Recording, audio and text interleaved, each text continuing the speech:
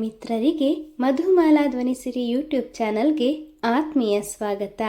ಕ್ಷಮೆಯ ಧರಿತ್ರಿ ಸಂಚಿಕೆ 114. ಅಮೃತಾಳನ್ನು ಕಾರಿನ ಕಸದಂತೆ ನೋಡುತ್ತಿದ್ದ ಅವಿನಾಶ ಅಂದೊಮ್ಮೆ ಸರಿತಾ ನಿದ್ರಿಸುತ್ತಿರುವುದನ್ನು ಖಾತ್ರಿಪಡಿಸಿಕೊಂಡು ಕಳ್ಳನ ಹಾಗೆ ಅಮೃತಾಳ ಕೋಣೆ ಹೊಕ್ಕಿದ್ದನು. ಮೊಸಳೆ ಕಣ್ಣೀರನ್ನೇ ನಿಜ ಅಂತ ನಂಬಿ ಅವನದು ಮೋಸದ ನಡೆ ಅಂತ ತಿಳಿಯದೆ ಅವನು ನನ್ನನ್ನು ಬಳಸಿಕೊಂಡಾಗ ಅದನ್ನು ವಿರೋಧಿಸುವ ಬದಲು ಸಂತೋಷಪಟ್ಟೆ. ನನ್ನ ಅವಿಯ ಬೆಚ್ಚನೆಯ ಅಪ್ಪುಗೆಯ ಸಾಂತ್ವನ ಈ ಜನುಮದಲ್ಲಿ ಇನ್ನು ಕನಸಿನ ಮಾತು ಅಂದುಕೊಂಡಿದ್ದವಳಿಗೆ ಅವಿನಾಶನ ನಡವಳಿಕೆ ಬರಿದಾದ ಬಂಜರು ಭೂಮಿಗೆ ವರುಣನ ಆಗಮನವಾದಂತೆ ಭಾಸವಾಗಿ ಮನಸ್ಸು ಪ್ರಫುಲ್ಲವಾಯಿತು. ಆ ಕ್ಷಣ ನನ್ನ ಜೀವನದಲ್ಲಿ ನವಚೈತನ್ಯದ ಆಗಮನವಾಗುವುದು ಅಂತ ಮನಸ್ಸು ಹುಚ್ಚೆದ್ದು ಕುಣಿಯಲಾರಂಭಿಸಿತ್ತು. ಆ ಸುಮಧುರವಾದ ಕ್ಷಣ ನನ್ನ ಜೀವನದಲ್ಲಿ ಶಾಶ್ವತವಾಗಿರಲಿ ಅಂತ ದೇವರಲ್ಲಿ ಪ್ರಾರ್ಥಿಸ್ತಾ ಇದ್ದವಳಿಗೆ ನನ್ನ ಜೀವನದ ಕೆಟ್ಟ ಗಳಿಗೆ ನನ್ನ ಬೆನ್ನ ಹಿಂದೆಯೇ ಇದೆ ಅನ್ನೋದು ಆ ಸಮಯದಲ್ಲಿ ನನಗೆ ಗೊತ್ತಾಗಲೇ ಇಲ್ಲ. ಮತ್ತೊಂದು ಕೋಣೆಯಲ್ಲಿ ನಿದ್ರಿಸುತ್ತಿದ್ದ ಸರಿತಾಳಿಗೆ ಇದ್ದಕ್ಕಿದ್ದಂತೆ ಎಚ್ಚರವಾದಾಗ ನಮ್ಮ ಧ್ವನಿ ಸ್ಪಷ್ಟವಾಗಿ ಕೇಳಿಸಿತ್ತು.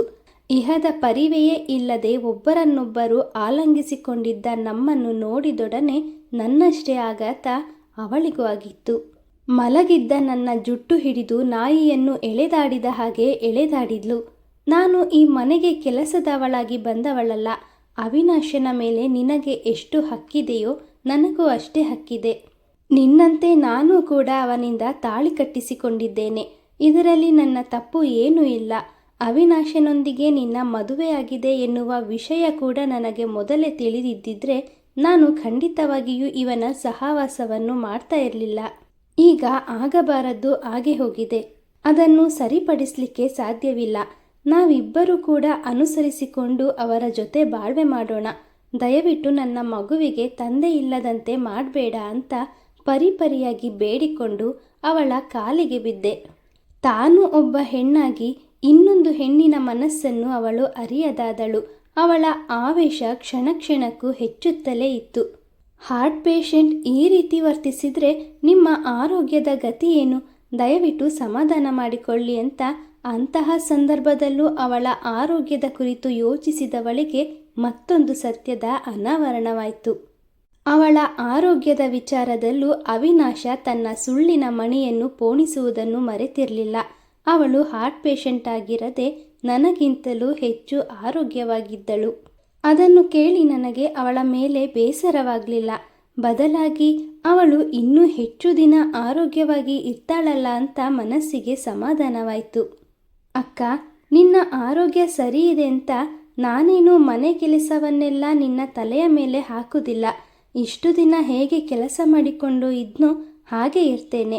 ಆದರೆ ನನ್ನ ಗಂಡನನ್ನು ನನ್ನಿಂದ ಕಿತ್ತುಕೊಳ್ಬೇಡ ಎಂದು ಪರಿಪರಿಯಾಗಿ ಕೇಳಿಕೊಂಡೆ.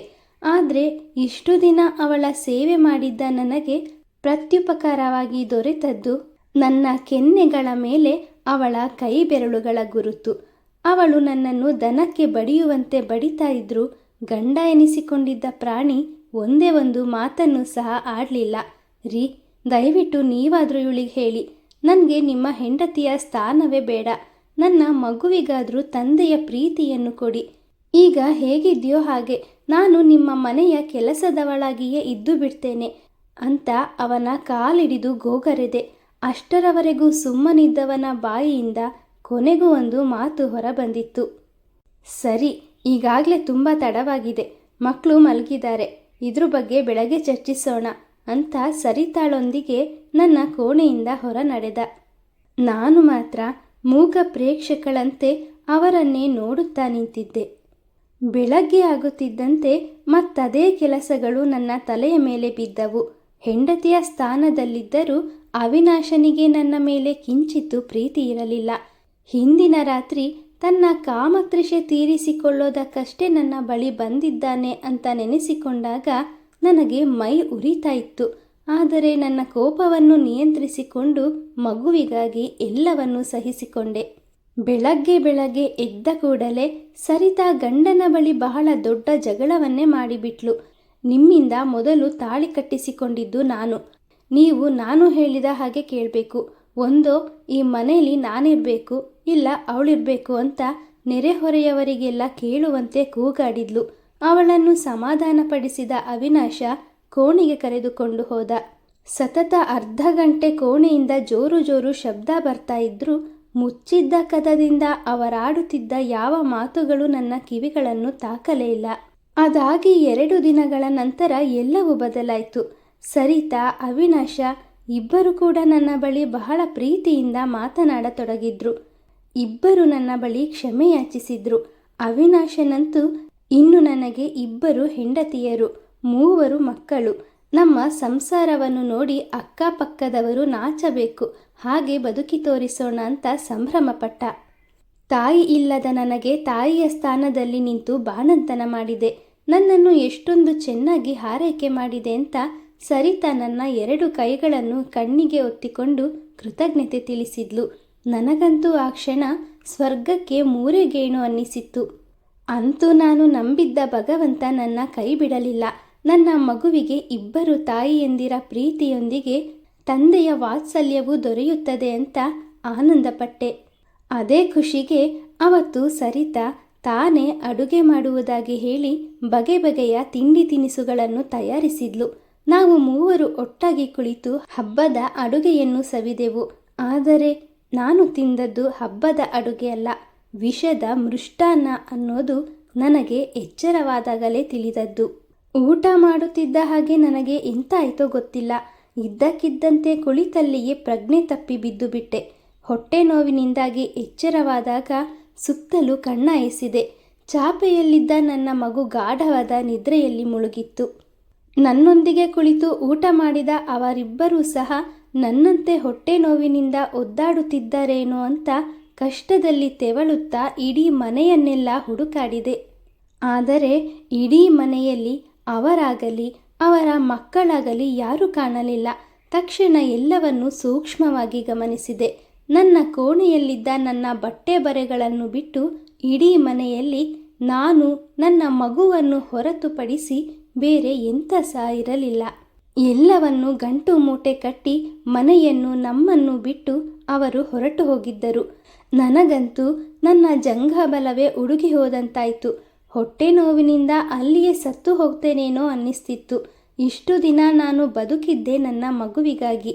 ಈಗ ನಾನು ಇಲ್ಲಿ ಅನಾಥ ಶವವಾದರೆ ನನ್ನ ಮಗುವಿನ ಪಾಡೇನು ನೆನೆಸಿಕೊಂಡೊಡನೆ ನನ್ನ ಮೈಮನಗಳಲ್ಲಿ ನಡುಕ ಉಂಟಾಯಿತು. ಗೋಡೆಯ ಮೇಲಿದ್ದ ಪುಟ್ಟ ಗಡಿಯಾರದಲ್ಲಿ 11 ಗಂಟೆ ತೋರುತ್ತಿತ್ತು.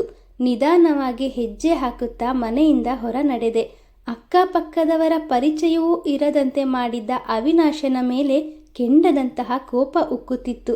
ಆದರೆ ನಾನು ಮಾಡುವುದಾದರೂ ಏನು? ತಕ್ಷಣ ನಾನು ಈ ಮನೆಗೆ ಕಾಲಿಟ್ಟ ಮೊದಲ ದಿನ ನನ್ನನ್ನು ಆತ್ಮೀಯವಾಗಿ ಮಾತನಾಡಿಸಿದ ಸುಧಕ್ಕನ ನೆನಪಾಯಿತು. ಅಷ್ಟು ಹೊತ್ತಿನಲ್ಲಿ ಅವರ ಮನೆಯ ಬಾಗಿಲನ್ನು ಬಡಿಯೋದು ಹೇಗೆ ಅಂತ ಹಿಂದೆ ಮುಂದೆ ನೋಡ್ತಾ ಇರುವಾಗಲೇ ಹಿಂಬದಿಯಿಂದ ಬಂದ ಯಾರೋ ನಿಲ್ಲಲು ತ್ರಾಣವಿರದ ನನಗೆ ಆಸರೆಯಾದರು. ಹಿಂದಿರುಗಿ ನೋಡಿದಾಗ ಅದು ಸುಧಕ್ಕ ಅಂತ ತಿಳಿದು ಸಂತೋಷವಾಯಿತು.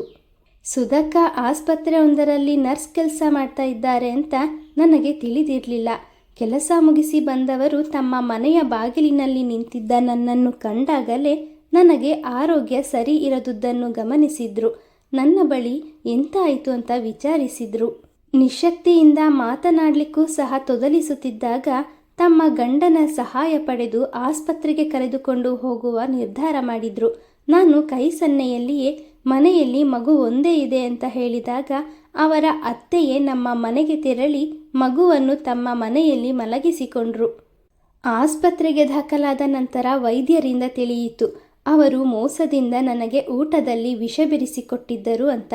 ನನ್ನನ್ನು ಆಸ್ಪತ್ರೆಗೆ ಸೇರಿಸಿದ ಸುಧಕ್ಕ ನೈಟ್ ಶಿಫ್ಟ್ನಲ್ಲಿ ಕೆಲಸ ಮಾಡುವವರಿಗೆ ತಿಳಿಸಿ ಗಂಡನೊಂದಿಗೆ ಮನೆಗೆ ತೆರಳಿದ್ರು.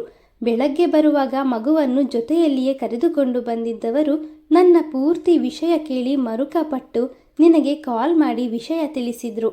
ಸುಧಕ್ಕ ಇಲ್ಲದಿದ್ದಿದ್ರೆ ನನ್ನ ಪಾಡು ಎಂತ ಆಗ್ತಿತ್ತೋ ತಿಳಿಯದು ಎಂದು ಅಮೃತ ಕಣ್ತುಂಬಿಕೊಂಡಳು. ಮದುವೆಯಾಗಿ ಗಂಡನ ಮನೆ ಸೇರಿದ ನಂತರ ಅಮೃತಾಳ ಜೀವನದಲ್ಲಿ ನಡೆದ ಕಹಿ ಘಟನೆ, ಅವಳು ಅನುಭವಿಸಿದ ಕಷ್ಟಗಳನ್ನು ಕೇಳಿದ ಅಮ್ಮ ಹಾಗೂ ಅಕ್ಕ ಇಬ್ಬರಿಗೂ ಕರುಳು ಹಿಂಡಿದಂತಾಯಿತು. ಅಮೃತ, ಅವಿನಾಶ ನನಗೆ ಮಾತ್ರ ಮೋಸ ಮಾಡ್ದ ಅಂದುಕೊಂಡಿದ್ದೆ. ಆದರೆ ನಿನ್ನ ಜೀವನವನ್ನೇ ಸರ್ವನಾಶ ಮಾಡಿದ್ದಾನೆ ಅಂತ ನಾನು ಕನಸು ಮನಸ್ಸಿನಲ್ಲೂ ಊಹಿಸಿರಲಿಲ್ಲ. ನೀನು ಎಂಥ ಸಹ ಯೋಚನೆ ಮಾಡಬೇಡ. ಪೊಲೀಸ್ ಕಂಪ್ಲೇಂಟ್ ಕೊಟ್ಟು ಅವನಿಗೆ ಹೇಗೆ ಬುದ್ಧಿ ಕಲಿಸಬೇಕು ಅಂತ ನನಗೆ ಚೆನ್ನಾಗಿ ತಿಳಿದಿದೆ. ಕ್ಷಮ ಆವೇಶದಿಂದ ಮಾತನಾಡುತ್ತಿದ್ದರೆ ಅವಳನ್ನು ತಡೆದ ಅಮೃತ, ಏನು ಅಂತ ಕಂಪ್ಲೇಂಟ್ ಕೊಡ್ತೀಯ ಅಕ್ಕ? ಅವನು ನನಗೆ ಮೋಸ ಮಾಡಿದ್ದಕ್ಕೆ ನನ್ನ ಬಳಿ ಈ ಮಗುವನ್ನು ಬಿಟ್ಟು ಬೇರೆ ಯಾವ ಸಾಕ್ಷಿಯೂ ಇಲ್ಲ. ಅವನು ತನ್ನ ಹೆಂಡತಿ ಮಕ್ಕಳನ್ನು ಕರೆದುಕೊಂಡು ಎಲ್ಲಿಗೆ ಹೋಗಿದ್ದಾನೆ ಅಂತ ಅಕ್ಕಪಕ್ಕದವರಾರಿಗೂ ತಿಳಿದಿಲ್ಲ. ರಾತ್ರೋರಾತ್ರಿ ಗಂಟು ಮೂಟೆ ಕಟ್ಟಿದವನು ವಿದೇಶಕ್ಕೆ ಹಾರಿದ್ದಾನೇನೋ ಅಂತ ನೆರೆಹೊರೆಯವರು ಮಾತನಾಡಿಕೊಳ್ಳುತ್ತಿದ್ದರಂತೆ.